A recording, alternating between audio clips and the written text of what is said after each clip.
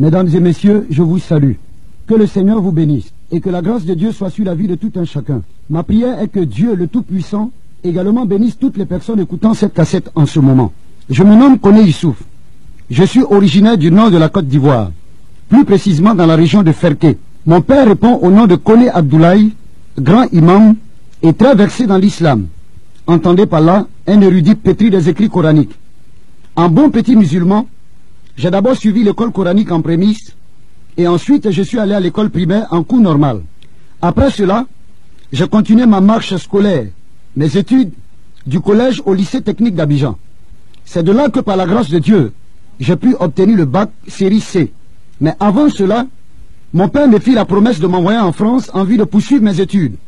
Car mon grand frère aîné répondant au nom de Salif Koné, il vivait déjà là-bas, depuis près de 12 ans. Ceci dans le but d'entrer à l'ENAC, c'est-à-dire l'École nationale d'aviation civile de Toulouse en France. Il faut dire qu'à cette époque, mon rêve était de devenir pilote d'avion. Entre-temps, mon frère ayant été informé par mon père téléphoniquement, devrait s'apprêter pour m'aider en vue d'y entrer dans cette grande école. C'est alors qu'à mon niveau, je m'apprêtais également à réunir tous mes dossiers quand l'inattendu va prendre place.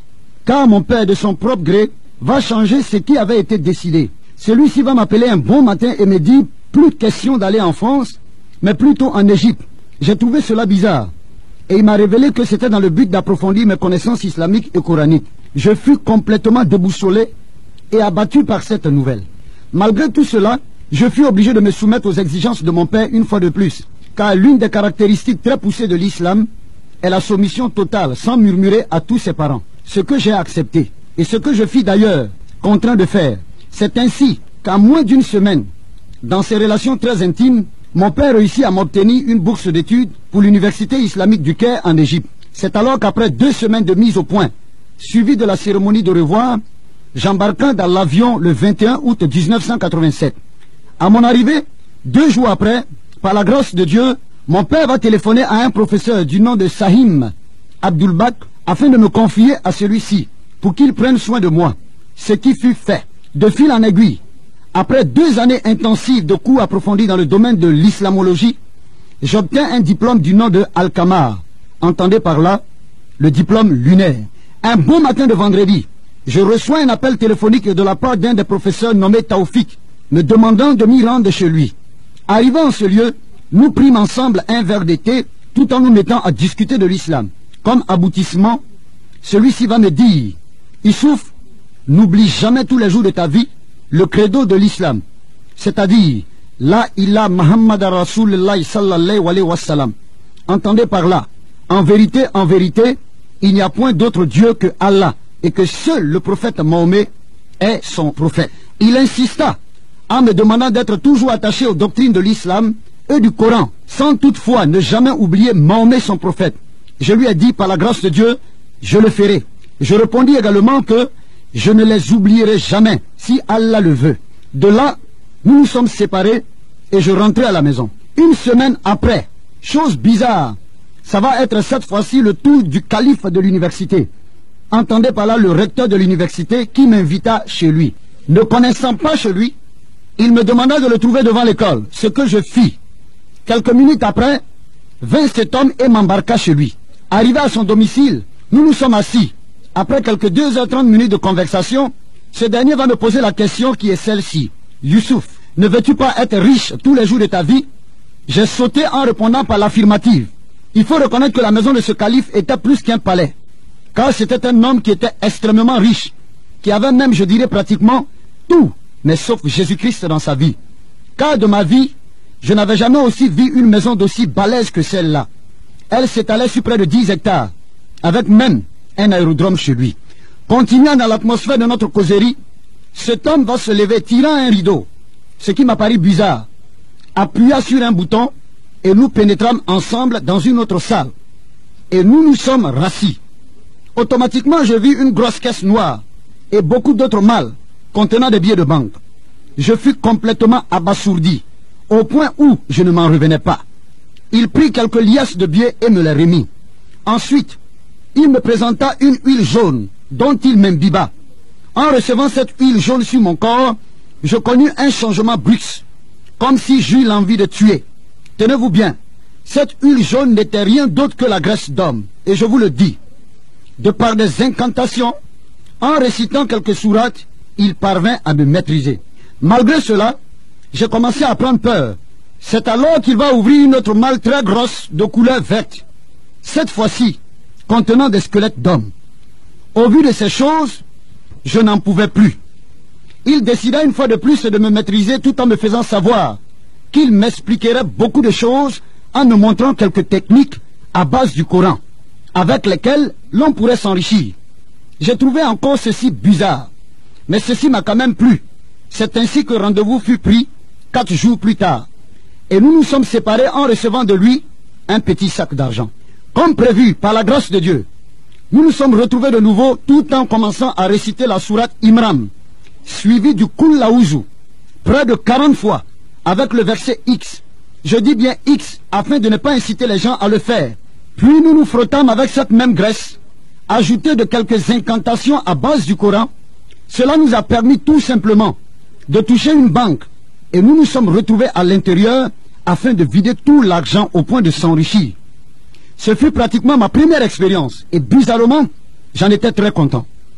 Le vendredi qui va suivre, aux environs de minuit, muni d'une ardoise coranique dont le nom est Walha, que les marabouts connaissent très bien, mon nom va être écrit là-dessus par le calife, et nous nous sommes mis à réciter la sourate Yassine, tout en étant assis au bord de la mer. Nous continuons nos incantations jusqu'à 0h15 minutes. Je dis bien 0h15 minutes. Juste à cette heure va apparaître cette silhouette noire et à la fois bizarre qui va spécialement s'adresser à moi et me dire: je suis là et prêt pour te rendre riche. Qu'il est prêt également pour me montrer, par rapport au livre qu'Allah a fait tomber du ciel, les 873 versets les plus puissants du Coran avec lesquels je pourrais m'enrichir toute ma vie. J'ai encore trouvé ces choses bizarres et la panique avait commencé à habiter mon cœur. Il va continuer à me dire ceci: je vais signer un pacte avec toi, toutefois que tu t'engagerais à faire quelque chose à partir des versets du Coran que je te montrerai. Automatiquement, je me suis dit, mais c'est pas possible. Si je veux être riche, c'est tout simplement accepter d'être impuissant sexuellement. Voici ce qu'il va me dire: toute ma vie. Ou accepter une maladie inguérissable tout le long de ma vie. Ou sacrifier un membre de ma famille. J'ai trouvé cela inadmissible, pas possible. À cause de la richesse, me rendre impuissant sexuellement toute ma vie et accepter une maladie inguérissable tout le long de ma vie, ou sacrifier un membre de ma famille. Dans mon cœur, je me suis dit non, cela n'est pas possible.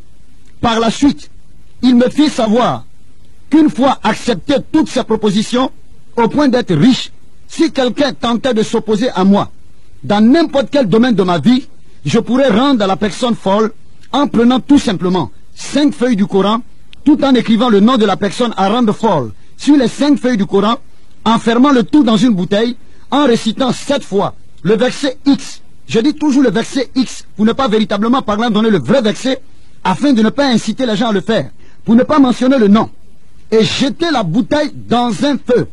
Dès que la bouteille éclatera, automatiquement, la personne dont le nom avait été écrit deviendra folle sur le champ.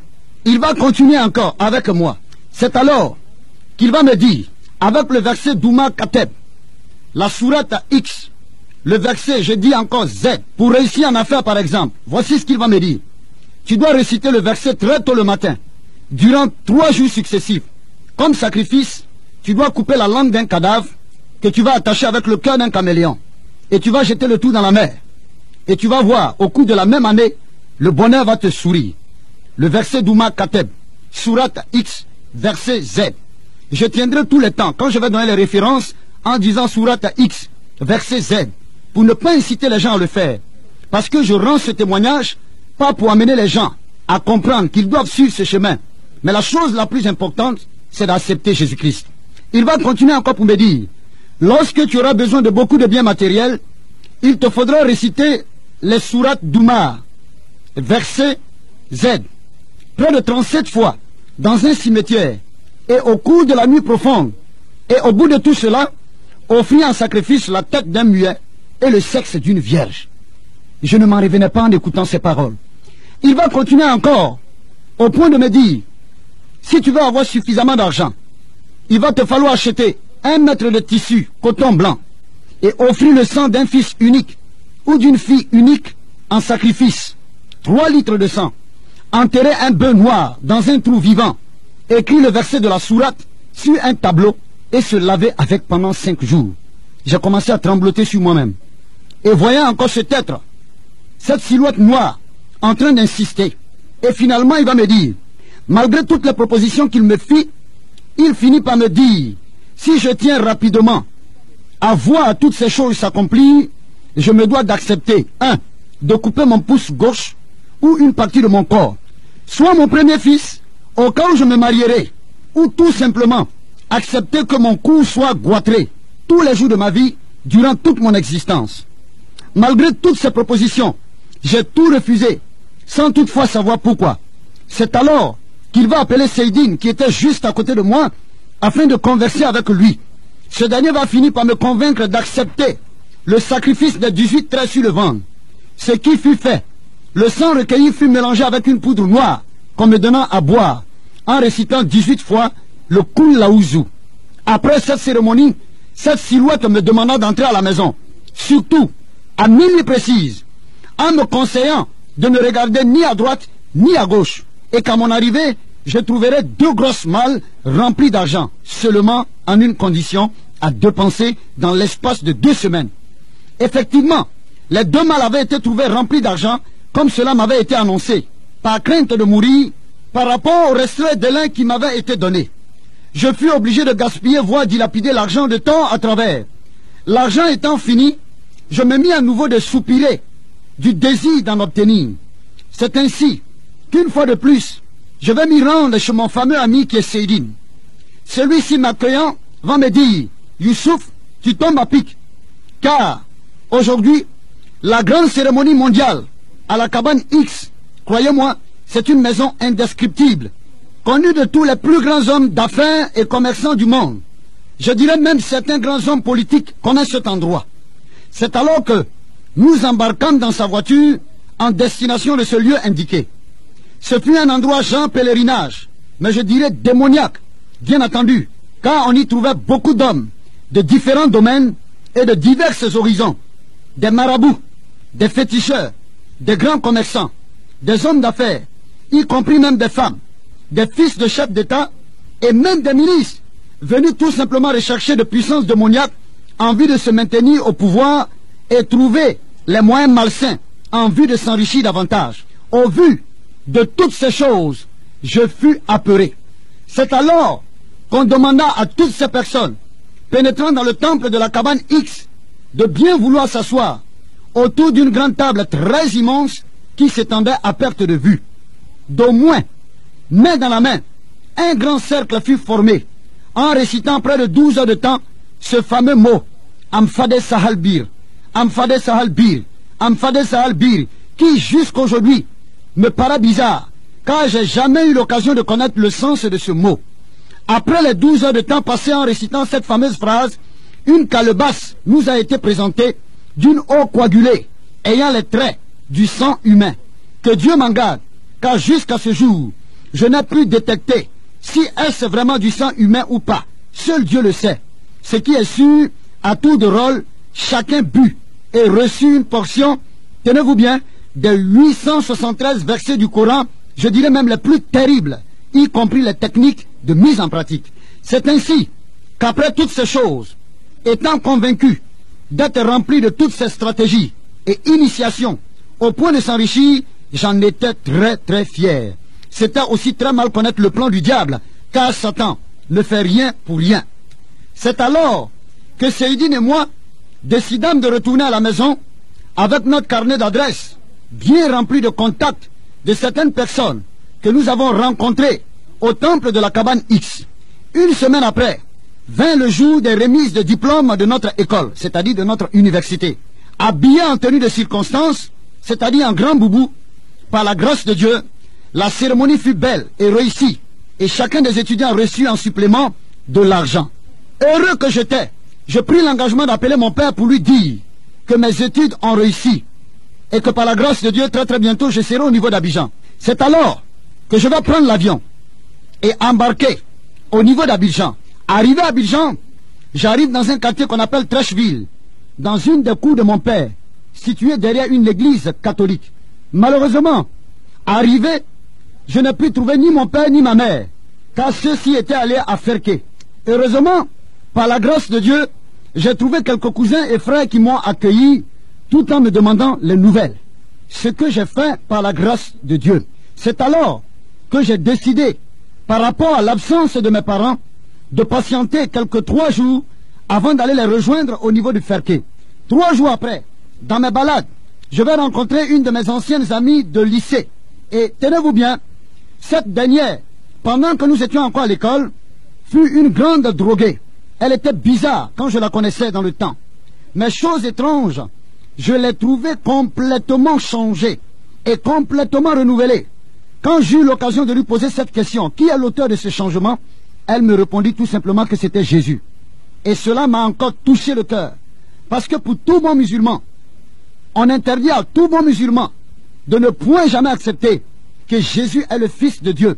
Car pour le musulman, Dieu étant l'absolu, ne peut jamais du tout s'accaparer d'une femme, excusez-moi, au point d'y avoir des rapports afin de pouvoir avoir un enfant.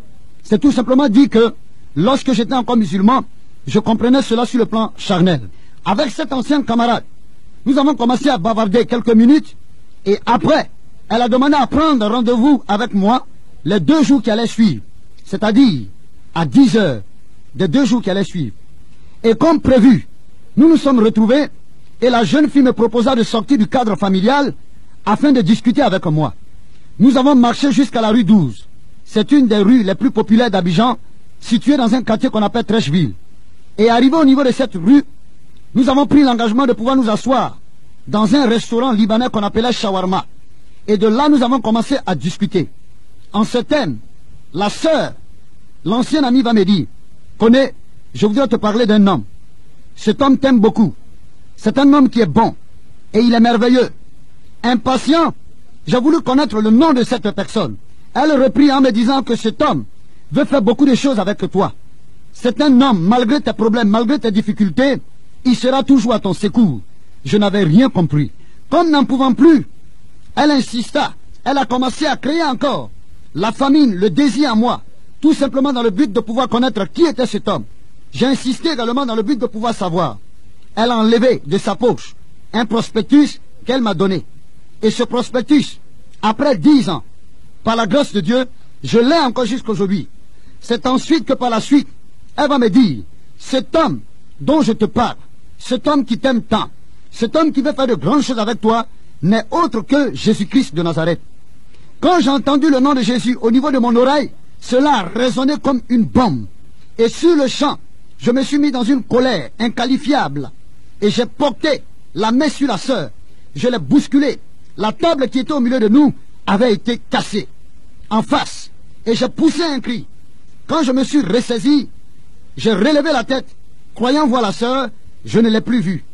Mais je tenais toujours entre mes mains le prospectus qu'elle m'avait donné. J'avais été choqué. Je me suis remis. Et par la grâce de Dieu, de retour à la maison, j'ai voulu prendre l'initiative de lire le prospectus, mais je me suis retenu. À 15 heures, j'ai voulu lire à nouveau, je me suis retenu. De même jusqu'à 18 heures. Mais ce n'est que la nuit, dans le silence, que j'ai décidé enfin de prendre connaissance de la belle histoire relatée dans ce prospectus. Bien-aimés, écoutez-moi très bien, mesdames et messieurs. Vous qui écoutez cette cassette, le problème aujourd'hui n'est pas de dire que je suis musulman, que ma mère est musulmane, que mon père est musulman. Mais le problème est de te poser la question de savoir s'il arrivait, je ne le souhaite pas, que tu arrives à mourir aujourd'hui. Est-ce que tu es sûr que tu es sauvé? Est-ce que tu es sûr que l'islam est capable de te garantir le salut, sinon la vie éternelle? C'est ce que nous allons voir. Ma prière est que le Seigneur puisse t'éclairer afin que tu puisses véritablement parler en comprendre. Et quand j'ai pris l'engagement d'ouvrir le prospectus dans le but de pouvoir le lire, voici ce qui s'est passé. Il y avait une belle histoire. C'est cette histoire que je vais vous raconter. Il s'agissait d'une femme riche qui avait laissé sa petite fille dans la maison pour aller à son lieu de travail. Et derrière elle, la maison avait commencé à prendre feu. Et dans cette maison se trouvait cette petite fille. Or, voici que le feu va commencer à consumer la maison. Et l'incendie remarqué par la voisine fut immédiatement signalé par cette dernière aux sapeurs-pompiers. Arrivé sur les lieux, il s'avouait vaincu, car incapable ou ne désirant pas risquer la vie pour sauver la petite qui était à l'intérieur de cette maison. La mère de l'enfant, ayant été tenue informée, vint sur les lieux, alarmée, et décida de braver les flammes pour tout simplement sauver son enfant. Le chef des sapeurs-pompiers voulut s'opposer à cette décision, qui est pour lui une folie de la part de cette dame. Cependant, cette dame va résister en s'opposant. Elle va prendre l'engagement de s'infiltrer dans les flammes à travers les brasiers, tenez-vous bien, bien-aimés, à travers les brasiers de feu, pour retrouver sa petite fille au prix de sa propre vie. Elle parvint, par la grâce de Dieu, à sauver sa fille saine et sauve. Mais, quand cette dame fut sortie, elle fut complètement brûlée, défigurée, méconnaissable, et elle agonisait. Croyant qu'elle allait mourir, elle confia la garde de son enfant à sa petite sœur, qui résidait dans un autre État. C'était aux États-Unis. Et le nom de cette ville-là était Indianapolis. Mais voilà que par la grâce de Dieu, et Dieu étant amour, va permettre à ce que cette femme puisse véritablement parlant vivre longtemps. C'est ainsi que 20 ans après, elle se mit à la recherche de sa fille. Elle apprit que celle-ci était grande et était dans une école aussi intelligente. Sa sœur étant en voyage, elle se rendit à l'université et parla au recteur. Celui-ci fut très heureux de reconnaître la mère d'une brillante étudiante. La fille, à la vue de sa mère brûlée, excusez-moi, vilaine, calcinée, ne voulut pas la reconnaître et la chassa. 3 jours après, la femme revint et ce fut le même scénario. Et moi qui étais en train de lire le prospectus, automatiquement je me suis dit, mais cette fille, elle est vraiment méchante. Comment ne va-t-elle pas reconnaître sa propre mère? Mais malgré tout cela, la femme ne se découragea pas pour autant, car elle revint une 3e fois. Et cette fois-ci, elle convoqua une réunion de tous les étudiants, avec le recteur, des professeurs, et tout le monde y était présent.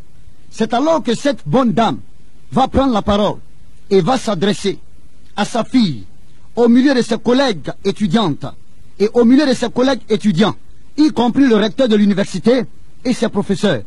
Cette bonne dame va ouvrir la bouche pour dire, ma fille, aujourd'hui, ne veux-tu pas reconnaître que je suis ta propre maman? Aujourd'hui, tu m'abandonnes. Aujourd'hui, tu ne me reçois pas. Tout simplement parce que j'ai été brûlé. Tout simplement parce que j'ai été calciné par les feux. Mais laisse-moi te dire une chose. Si tu savais tout simplement que c'était à cause de toi que j'ai subi ce sort, tu serais en train d'y arriver dans mes bras et en train de m'embrasser. La bonne dame insista. Ma fille, je t'aime. C'est à cause de toi que j'ai été victime. C'est à cause de toi que j'ai été brûlé. C'est à cause de toi que j'ai été défiguré. À cause du fait que la bonne dame était en train d'insister, tout simplement pour amener la fille à reconnaître qu'elle l'était et qu'elle est sa propre mère, tout d'un coup, la fille a commencé à tomber. Elle a coulé les larmes. Elle a pleuré. Et quand elle s'est ressaisie, elle s'est relevée, elle a dit, maman, pardonne-moi, car je ne savais pas. Maman, je t'en supplie, pardonne-moi, car je ne savais pas. La fille est tombée, elle s'est relevée encore une fois de plus, elle a embrassé sa maman, elle a fait les accolades à sa maman. Après avoir fini de lire ce prospectus, j'ai commencé moi aussi à couler les larmes, parce que j'ai senti cette histoire merveilleuse. J'ai senti cette histoire très intéressante, mais chose bizarre, j'ai commencé à couler les larmes. Je me suis dit, oh Dieu merci, de ce que la fille a reconnu sa propre mère. Pendant que j'étais dans ma chambre, couché sur le lit, j'entends au niveau de la porte, coc, coc, coc, coc, coc, coc, après de 3 reprises. Tenez-vous bien, c'était la merveilleuse sœur que j'avais connue, avec qui nous avions eu des discussions par rapport à Jésus-Christ qui était derrière la porte. Quand j'ai ouvert la porte et que je l'ai croisée, j'ai commencé à continuer de pleurer. Ne pouvant pas retenir mes larmes, je suis tombé au-devant d'elle. J'étais à genoux, comme un petit enfant. Et tout d'un coup, elle a levé la main qu'elle a imposée sur ma tête. Elle a dit, Seigneur, voici le mot que j'ai entendu, donne-lui ta paix. Donne-lui ta paix. Et croyez-moi, depuis mon existence sur cette terre, quand cette sœur m'a imposé la main sur la tête, je n'ai jamais expérimenté cette paix que je venais à peine d'expérimenter quand elle a posé la main sur ma tête. Et j'ai senti des frissons en moi. j'ai senti comme le Saint-Esprit m'avait visité. La joie de Dieu a commencé à remplir mon cœur. Elle a relevé ma tête. Elle m'a regardé droit dans les yeux. Elle m'a dit, Youssouf, sur le plan spirituel, cette fille te représente. Et sur le plan spirituel toujours, cette femme représente Jésus-Christ de Nazareth. C'est à cause de toi que Christ est mort. C'est à cause de toi que Jésus-Christ a accepté de se sacrifier sur la croix du calvaire. Tout simplement, si tu veux l'accepter, la gloire de Dieu va te visiter. Si tu veux l'accepter, Dieu va te donner la vie éternelle. Si tu veux l'accepter, le reconnaître comme ton Seigneur et ton sauveur personnel, tu seras sauvé. Le paradis dont tout le monde parle, Jésus tient cela entre ses mains. Bien-aimé, je me suis senti abattu dans mon fort intérieur. J'ai commencé à trembloter. Cette sœur m'a tenu main dans la main. J'ai ouvert la bouche, je lui ai dit, je suis prêt à accepter Jésus-Christ de Nazareth. Elle a prié pour moi. Elle m'a amené à confesser mes péchés, à demander pardon au Seigneur, que je ne savais pas. J'étais dans une attitude d'ignorance. Elle m'a conduit. Elle a prié pour moi. Elle m'a imposé les mains. Elle a prié pour moi jusqu'à ce que je puisse être rempli de joie. Et dès ce jour, j'ai compris véritablement parlant que ce Jésus dont tout le monde parle existe vraiment. Et après cela, je vais lui dire merci. Elle m'a dit, ne me dis pas merci, mais remercie le Seigneur et dis gloire au Seigneur Jésus-Christ. J'ai dit gloire au Seigneur Jésus-Christ. Elle m'a posé la question de savoir, que vas-tu faire maintenant? Je lui ai dit, effectivement, par la grâce de Dieu, mon père m'a expédié au niveau de l'Égypte afin d'aller poursuivre mes études coraniques. Mais quand je suis arrivé, voici ce que le Seigneur va faire. Dieu va t'utiliser avec le prospectus que tu m'as donné, que j'ai lu, et voici maintenant que ma vie est transformée. Et franchement, j'ai compris que Jésus-Christ est vrai. Parce que actuellement où je te parle, je sens sa paix, sa joie dans mon cœur. Elle a commencé à sourire. Et je lui ai dit, bon, tiens-toi bien, parce que le lendemain, il va falloir maintenant rentrer au niveau de Ferké dans le but de pouvoir trouver mon père et ma mère et leur tenir informés. Ce qui fut fait. C'est alors que, le lendemain, cette même sœur qui m'avait évangélisé, qui m'avait donné le prospectus, va me démontrer encore l'amour de Dieu en se retrouvant chez moi à la maison très tôt le matin, dans le but de pouvoir m'accompagner à la gare d'Abidjan à Gamé, prendre le car en direction de Ferké. Lorsque nous nous sommes retrouvés au niveau de la gare, nous avons commencé à converser. Et je lui ai dit, bien-aimée sœur, je m'en vais au niveau de Ferké. Je sais ce qui m'attend là-bas. Je connais mon père. Je sais qui il est. C'est un fougueux.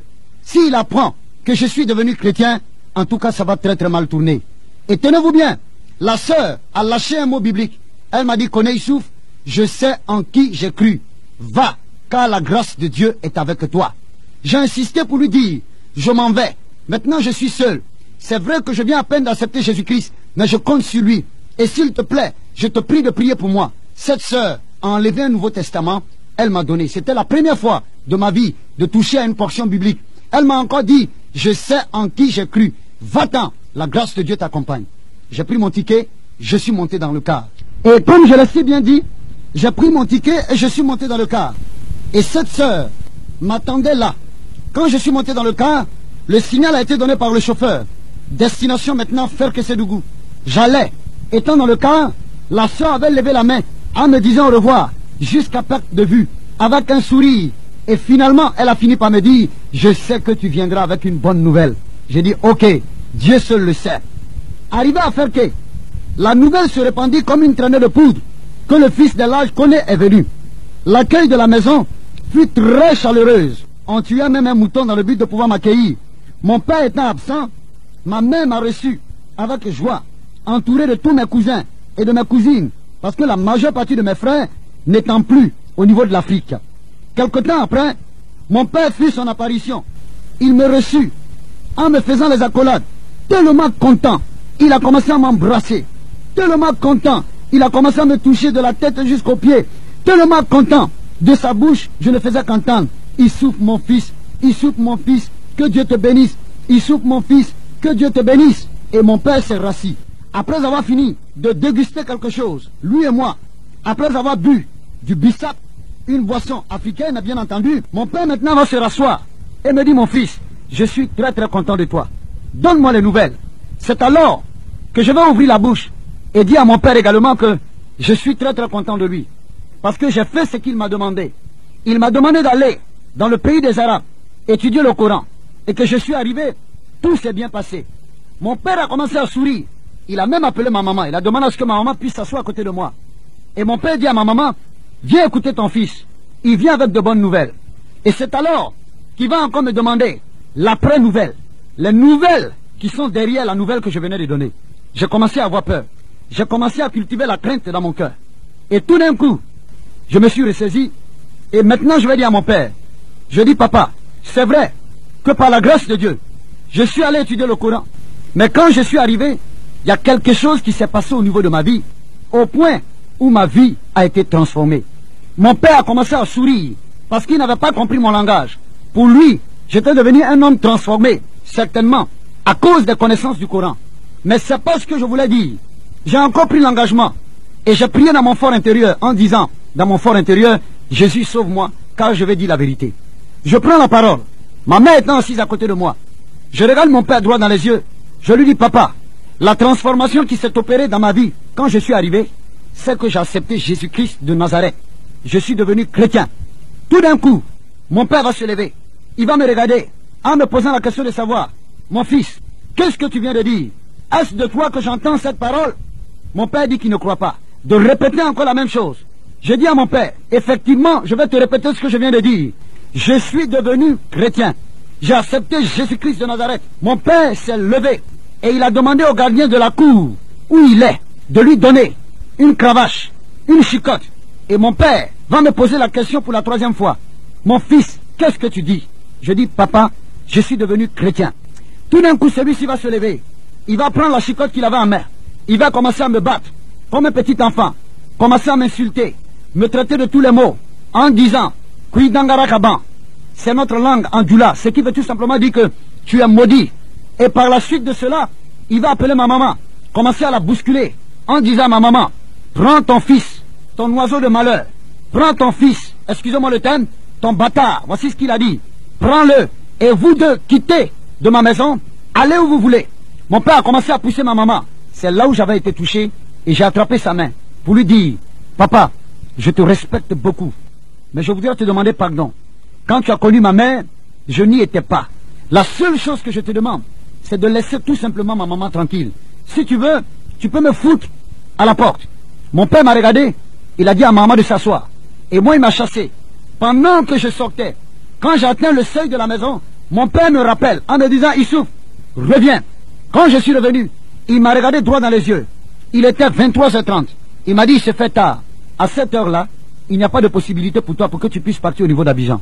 Donc ce que tu vas faire, ta chambre est encore là, tu vas rentrer dans ta chambre, tu vas dormir tout simplement, et demain par la grâce de Dieu, tu vas te lever très tôt et tu vas partir. C'était une astuce, écoutez-moi très bien.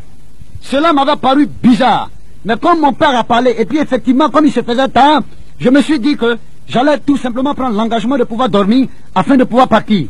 Entre-temps, ma mère était en train de pleurer. Mon père m'a remis les clés, j'ai ouvert la chambre. Je suis entré, j'ai fait le lit à l'intérieur. J'ai ouvert les fenêtres, j'ai commencé à dormir. Ma maman continuait tout le temps de pleurer. Elle s'est approchée au niveau de la fenêtre. Elle a dit, oh mon fils, que Dieu te soutienne. Oh mon fils, que Dieu te soutienne. J'ai regardé ma mère, la regardant dans les yeux, je l'appelais par son nom. Et je lui ai dit, Awa, s'il te plaît, va rejoindre ton mari parce que tu ne sais pas ce qui se passe en ce moment. Ma maman a baissé la tête. Elle m'a tenu la main, elle a dit, mon fils, quel que soit ce qui se passe, tu es mon fils et je te soutiens. J'ai supplié ma mère, je lui ai dit, va dormir, parce que j'ai juste 5 heures de temps pour dormir et me lever très tôt afin de pouvoir repartir sur Abidjan. Je remets mon sort dans les mains de Dieu. Ma maman s'est retirée, elle est allée, elle est revenue. Je lui ai dit, maman, s'il te plaît, va rejoindre ton mari. Elle a dit, mon fils, je ne pourrai pas. Quand bien même que je vais rentrer dans la chambre, mais je ne vais pas dormir. Je vais prier Allah. Je lui ai dit, ok, va prier ton Allah, mais laisse-moi. Mais je crois que par la grâce de Dieu, je remets mon sort entre les mains de Dieu. Et entre-temps, quand ma mère est partie, j'ai fermé la porte. Étant à l'intérieur, je me suis rassuré également de fermer les fenêtres.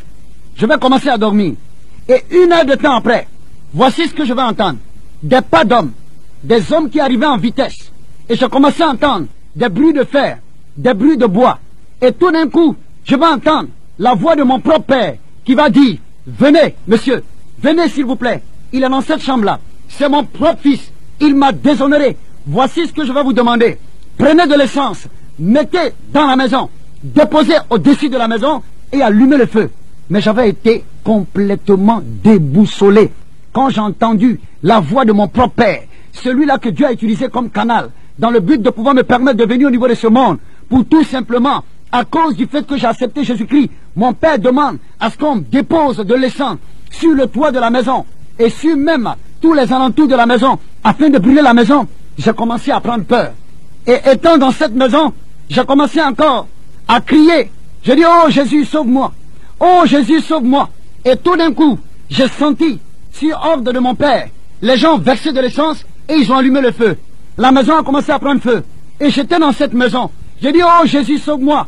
Oh Jésus, sauve-moi. Tous les alentours de la maison a commencé à prendre feu. Et de l'extérieur, j'entends la voix de mon père qui dit, c'est mon fils, il m'a déshonoré. Il a déshonoré le nom de Koné. À partir d'aujourd'hui, je le maudis, je le renie, et il n'est plus jamais mon fils. La maison commençait à brûler, j'étais à l'intérieur. Et tout d'un coup, je me suis arrêté. J'ai levé la tête vers la toiture de la maison. Et j'ai dit, mais Seigneur Jésus-Christ, ton affaire est compliquée. Il y a tout simplement 4 jours que je viens de t'accepter. Mais regarde la situation que je vis. Et bizarrement, en commençant à élever la voix, en accusant Jésus, en disant, Jésus, c'est à cause de toi que je suis dans cette situation. C'est à cause de toi. Je suis dans cette maison qui est en train de prendre feu. C'est comme si je voyais le prospectus que la sœur qui m'avait évangélisé m'avait donné. Cette petite fille qui avait été abandonnée dans sa maison par sa propre mère. Ils ont effectivement commencé à prendre feu. Étant à l'intérieur, j'ai tenté d'ouvrir la chambre, la porte de la chambre, puisque ayant les clés, j'ai réalisé que la porte avait été condamnée par l'extérieur. Tentant effectivement d'ouvrir les fenêtres, je me suis effectivement rendu compte aussi que mon père avait ordonné qu'on condamne la fenêtre de par l'intérieur. Croyez-moi s'il vous plaît, j'étais dans cette maison qui continuait de brûler. Et tout d'un coup, j'ai levé une fois de plus la tête et j'ai rabaissé la tête.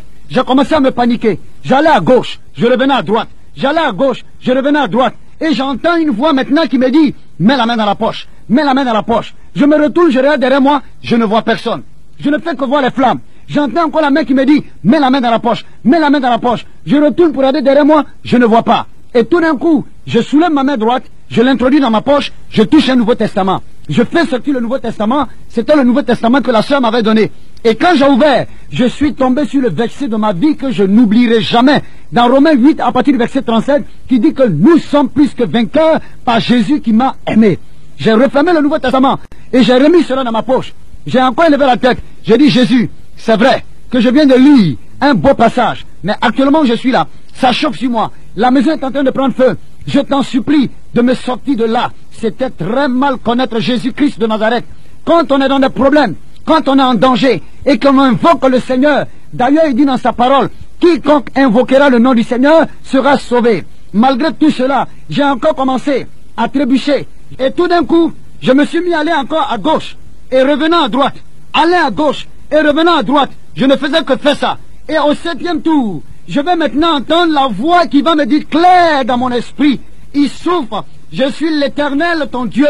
J'envoie l'ange de l'Éternel te délivrer. Sors et puis va-t'en. Je me suis rabattu vers la porte. Quand j'ai touché le portail, la porte s'est ouverte. Et aussitôt, j'ai pris la fuite en direction de la gare de Ferquet. J'arrive là-bas, étant dans la panique. Je prends mon ticket. Je viens, je m'assois. Je demande au chauffeur, il faut combien de personnes pour que le car soit plein? Il me dit, malheureusement, il reste encore 23 personnes. J'ai commencé encore à paniquer. J'ai dit, mais au niveau de la gare, je vais encore attendre ici, alors que je connais mon père.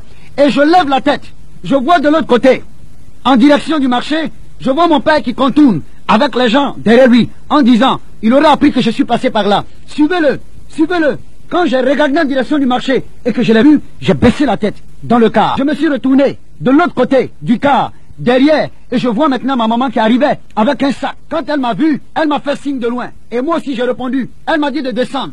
Et de l'autre côté, entre-temps, mon père avec son groupe était passé derrière une mosquée. Maman est descendue. Elle m'a appelé. Quand je suis allé la voir, j'ai regardé dans ses yeux. J'ai voulu parler, elle m'a dit, non mon fils, ne parle pas. Ma mère m'a dit, mon fils, je suis ta mère. C'est moi qui t'ai supporté par la grâce de Dieu. 9 mois, tu es sorti de mes entrailles. Et elle va terminer pour me dire, je ne sais pas ce que tu as vu en Jésus-Christ de Nazareth, mais moi qui suis ta mère, je te donne l'autorisation, va servir ton Jésus-Christ. Et c'est de là, quand j'ai entendu cette parole, au lieu d'aller monter dans le car, je n'ai rien compris. Il y a un monsieur qui est venu avec une voiture. Il a garé juste à côté de moi. Il m'a dit, monsieur, vous allez sur Abidjan? Je réponds automatiquement, oui, je vais sur Abidjan. Il m'a dit, montez, qu'il va me descendre. Je suis monté dans la voiture du monsieur et le monsieur m'a pris. Il m'a envoyé en direction d'Abidjan. Il m'a descendu jusqu'à dans le quartier où j'habitais. Le temps de me retourner pour dire merci à ce monsieur, je ne l'ai plus revu jusqu'aujourd'hui.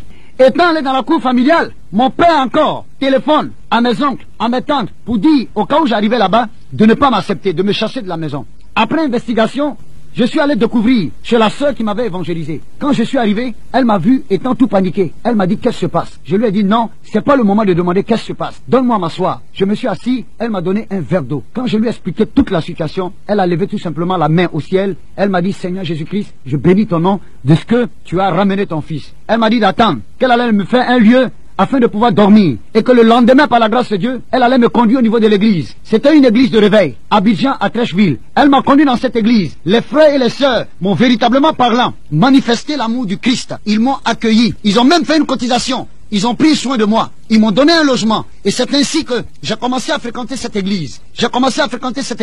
Et 3 mois après, nous avons reçu dans cette église la visite d'un pasteur américain qu'on appelait James, qui était de l'état de Mississippi. Après sa prédication, il a dit comme ça, que l'Esprit de Dieu lui révèle. Il y a un ex-musulman qui est là, à peine 3 mois, qu'il a donné sa vie à Christ. Qu'il arrête de se paniquer, parce que Dieu l'aime. Non seulement Dieu l'aime, mais Dieu l'a choisi. Et que tôt ou tard, il allait finir par servir le Seigneur. De l'autre côté, il y avait une sœur musulmane qui s'est levée. Et cet homme de Dieu américain a dit non, ce n'est pas d'une femme il s'agit d'un homme. Il allait plus loin en disant qu'il a assis derrière. Actuellement où je parle, il a peur. Il sent même des frissons dans son cœur. Et la sœur qui était de l'autre côté, assise à côté de moi, elle dit, connais, je sais qu'il s'agit de toi. Lève-toi. Et moi aussi, je lui ai répondu par l'affirmative en disant que, effectivement, il s'agit de moi. Je me suis levé, cet homme a prié pour moi. Et il a demandé à me voir après le culte. Après le culte, quand il m'a vu, il s'est entretenu avec moi. Il m'a donné des paroles d'encouragement. Et il m'a dit de persévérer. Et que par la grâce de Dieu, que je finirai tôt ou tard par voir le miracle de Dieu dans ma vie. C'est comme ça que je suis devenu chrétien. Et j'ai commencé à suivre les enseignements bibliques au niveau de l'église. Cette sœur que Dieu a utilisée était tout le temps à mes côtés. Elle m'encourageait. Elle priait pour moi. Elle me soutenait dans tous les domaines de ma vie. Jusqu'au point où j'ai été baptisé. Et quelque temps après, j'ai commencé à grandir dans cette atmosphère chrétienne. Les frères et les sœurs continuaient de me démontrer leur amour. Et 2 années plus tard, une révélation encore va sortir au niveau de l'église en disant que j'avais été choisi parmi ceux qui devaient aller au niveau de l'école biblique, c'était au Nigeria, afin de suivre une formation pastorale. J'ai dit, ok, par la grâce de Dieu, puisque j'ai été sélectionné, je vais voir ce qu'on va faire. Et entre-temps, je vais retourner à la maison. Je vais encore prendre le Coran. Et je vais commencer à fouiller en faisant des recherches. Je me suis posé la question de savoir. Le problème aujourd'hui n'est pas de dire que tu es musulman. Le problème aujourd'hui n'est pas de dire que parce que ton père est musulman ou bien ta mère est musulmane, tu dois demeurer toi aussi musulman. Mais pose-toi la question de savoir, est-ce que l'islam sauve? Est-ce que Mahomet, le fondateur de l'islam, celui-là même dont le vrai nom nous a été caché, qu'on appelle Abu al-Qasim, est-ce que véritablement parlant, Mahomet et la religion islamique sont capables de sauver les gens? C'est là que je vais encore ouvrir le Coran pour continuer à faire des recherches. Ce que je voudrais dire, pour toutes les personnes qui ont des Corans à côté d'eux, vous pouvez le vérifier. Le Coran comporte 114 chapitres qu'on appelle sourates et 6247 versets. Et l'islam croit en un seul Dieu qu'on appelle Allah et à son prophète nommé Sayyidina Muhammad Rasulullah. Ça veut dire que paix et miséricorde soit sur le prophète Mahomet. Parce que le mot Mahomet veut dire le glorifié. Sinon le véritable nom de Mahomet c'est Abu al-Qasim. Et je continue de faire mes recherches au niveau du Coran. C'est alors que je vais prendre la sourate Baqarat, la deuxième sourate du Coran, au verset 130, où il est dit en arabe, Kulluhu amana billahi wa mal izila ilayna wa mal izila Allahu Ibrahima wa Ismaila wa Isaka wa Ankuba wallahi sebatu wa mai itiya Musa wa Isa Minuhu musulmina. Ce qui veut dire en français, la vérité au sujet de ton Seigneur est descendue vers toi. Crois au livre que Dieu a donné à Abraham, à Ismaël, à Isaac, à Moïse, et le livre de l'Injil qu'on appelle l'évangile qui parle tout simplement de Jésus. Voici ce que le Coran me dit. En faisant mes recherches,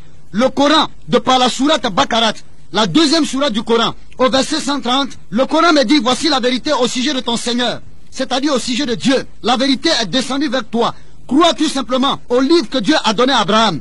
Où pouvons-nous trouver ce livre que Dieu a donné à Abraham? Dans la Bible, ce livre se trouve. C'est le livre de la Genèse qui parle de la vie d'Abraham. Vous pouvez prendre Genèse 12, 13 et 14. Au livre que Dieu a donné à Isaac.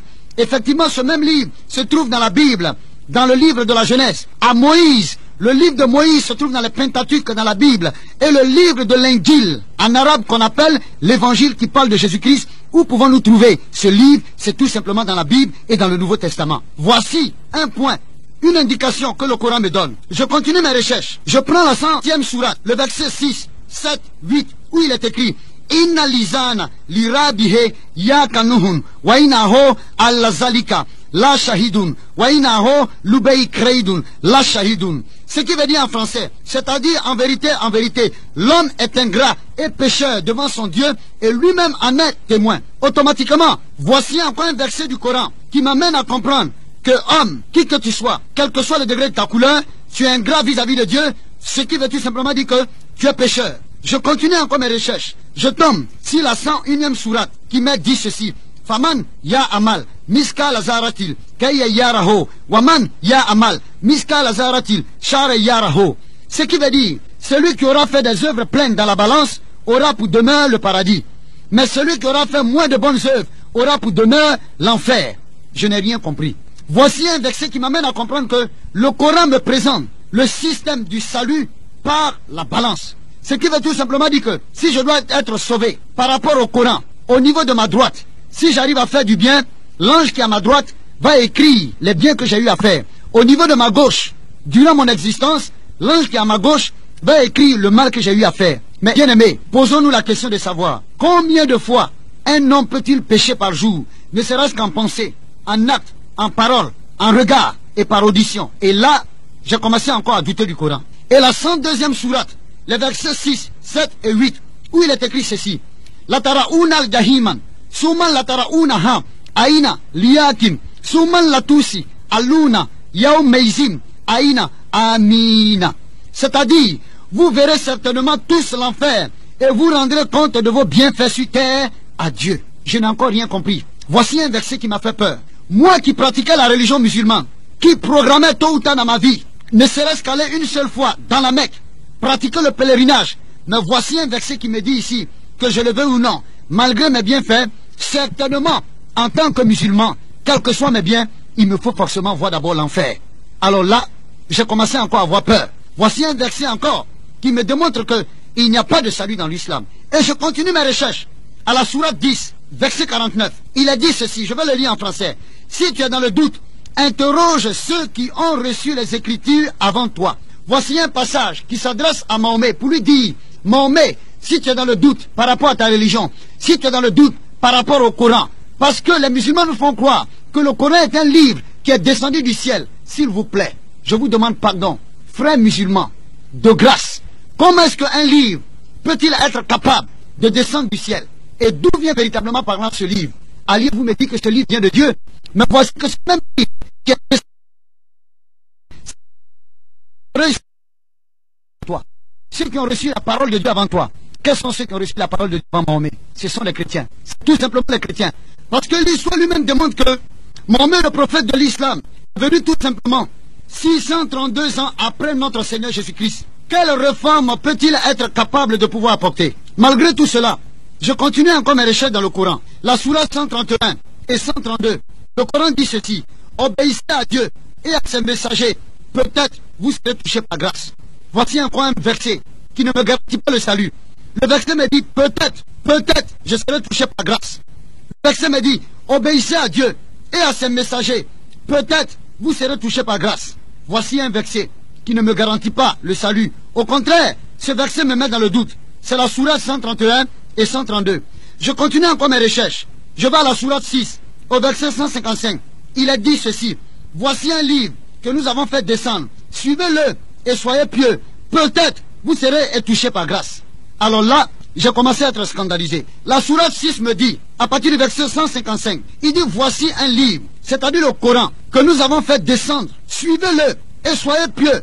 Et il termine pour dire, peut-être vous serez touchés par grâce. Alors là, j'ai complètement commencé à être choqué. J'ai réalisé en ce verset qu'il n'y a pas de salut. Comment, en tant que musulman, je m'applique par la grâce de Dieu à suivre un livre, à prier 5 fois par jour, à faire l'aumône, la zakat, programmé par la grâce de Dieu, tôt ou tard, au cas où j'aurai de l'argent, aller à la Mecque, et dans ce livre-là, il n'y a aucun salut. Il me dit tout simplement, peut-être vous serez touché par grâce, peut-être vous serez sauvé. Peut-être vous serez touchés par grâce. Mais où allons-nous avec ces peut-être-là? Frères musulmans, ouvrons les yeux et commençons à rechercher la vérité. Si nous ouvrons nos cœurs sincèrement et que nous commençons à chercher la vérité, Dieu va se révéler en nous. Et je continue mes recherches. Je réalise dans la sourate 3, versets 55 à 57, il est dit, tous ceux qui suivent Jésus sont au-dessus de tous ceux qui ne croient pas en lui jusqu'au jour de la résurrection. Alors là, j'ai été complètement scandalisé. Voici un verset qui me démontre par le Coran que celui qui suit Jésus est au-dessus de tous ceux qui ne croient pas en Jésus. En un mot, le Coran était tout simplement en train de m'indiquer que Jésus-Christ est la voie qui est à suivre. Et là, j'ai fermé le Coran. J'ai été complètement déboussolé. La sourate 3, le verset 55 à 57, qui dit bien ceci. Tous ceux qui suivent Jésus sont au-dessus de tous ceux qui ne croient pas en lui jusqu'au jour de la résurrection. Et je continue mes recherches. Je vois que dans le Coran, Jésus est appelé Issa, Al-Masih, c'est-à-dire le Sauveur. Et le même Coran dit de Jésus qu'il est Kalmatullah, c'est-à-dire qu'il est la parole de Dieu. Et le même Coran continue en disant de Jésus qu'il est l'Esprit de Dieu, c'est-à-dire Ruhullah. Malgré cela, pour aller plus loin, je continue encore mes recherches par rapport à certains documents que j'ai sous la main. Je prends d'abord la vie de Mahomet. Je considère la vie de Mahomet. Et dans ces documents, il a dit ceci. Le père de Mahomet se nommait Abdallah et sa mère Amina. Il naquit ainsi comme tout le monde, de son père et de sa mère. Aucun fait extraordinaire ne signala la venue de Mahomet. Et pendant plusieurs années, aucun signe miraculeux ne le mit en relief. Et ce n'est qu'à l'âge de 40 ans qu'il prétendit que l'ange Gabriel lui avait parlé. Mais jusque-là, rien ne le désigna à ses contemporains comme étant destiné à devenir un grand prophète. Il est vrai que quelques-uns des musulmans racontent de merveilleuses histoires sur la naissance de Mahomet. Mais les musulmans, ceux-là même qui cherchent véritablement parlant la vérité, finissent d'abord par comprendre qu'entre Mahomet et Jésus-Christ, il y a une différence. Nous allons d'abord voir. Lorsque nous prenons la 19e sourate, dans la sourate Mariama, au verset 18, d'après le Coran de Kassimirski, nous lisons que lorsque l'ange Gabriel apparut à Marie, elle en fut si terrifiée qu'elle dit, « Je cherche un refuge auprès du miséricordieux. » Gabriel lui répondit, « Je suis l'envoyé de ton Seigneur, chargé de te donner un fils saint. » Comment, répondit-elle, aurais-je un fils? Aucun homme n'a jamais approché de moi. Et je ne suis point une femme dissolue. Il répondit, il en sera ainsi. Ton Seigneur a dit, ceci est facile pour toi. Il sera notre signe devant les hommes et la preuve de notre miséricorde. Le Coran nous montre clairement que Gabriel vint de la part de Dieu pour annoncer d'avance à Marie la naissance de Jésus-Christ et qu'elle l'enfanta sans avoir connu aucun homme. Nous trouvons encore dans la 21e sourate, les prophètes, verset 91, où il a dit ceci. Souviens-toi aussi de celle qui avait conservé sa virginité et en qui nous soufflâmes une partie de notre esprit. Nous la constituâmes avec son fils, un signe pour l'univers. Frères musulmans, vous dites que le Coran est la parole de Dieu. Vous serez donc obligés de reconnaître que Jésus est né d'une façon merveilleuse. Les chrétiens n'acceptent pas le Coran, mais l'évangile, dans lequel le même fait se trouve mentionné. Plus de 7 siècles avant la naissance de Jésus-Christ, le prophète Ésaïe, au chapitre 7, verset 14, écrivait ces paroles. Voici, la vieille sera enceinte, elle enfantera un fils et elle lui donnera le nom d'Emmanuel. Ce qui signifie Dieu avec nous. Le récit de l'accomplissement de cette prophétie se trouve dans l'évangile, Luc 1, 28, 36, et est ainsi conçu. L'ange étant entré dans le lieu où était Marie lui dit, je te salue, toi à qui une grâce a été faite, le Seigneur est avec toi. Troublé par cette parole, Marie se demandait ce que pouvait signifier une telle salutation. L'ange lui dit, ne crains point, Marie, car tu as trouvé grâce devant Dieu. Et voici, tu deviendras enceinte, et tu enfanteras un fils, et tu lui donneras le nom de Jésus. Il sera grand, et sera appelé fils du Très-Haut. Et le Seigneur Dieu lui donnera le trône de David son père. Il régnera sur la maison de Jacob éternellement, et son règne n'aura point de fin. Marie dit à l'ange, comment cela se fera-t-il, puisque je ne connais point d'homme? L'ange lui répondit, le Saint-Esprit viendra sur toi, et la puissance du Très-Haut te couvrira de son ombre. C'est pourquoi le Saint-Enfant qui naîtra de toi sera appelé Fils de Dieu. Le Coran et l'Évangile concordent sur le fait de la naissance miraculeuse de Jésus-Christ. La différence entre Mahomet et Jésus, c'est que le premier qui est Mahomet est né selon la loi commune, tandis que Jésus est né d'une manière extraordinaire et par la puissance immédiate de Dieu. Examinez encore ensuite leur caractère moral. nous verrons qu'une grande différence existe encore entre les dieux. Je continue. Mahomet étant né, comme naissent tous les autres hommes, il doit nécessairement hériter de la même nature pécheresse. Nous trouvons dans le Coran des preuves évidentes de ce que nous avançons. Dans le 83e sourate, la matinée, verset 7, nous lisons ce qui suit. Il t'a trouvé égaré, Mahomet, il t'a guidé.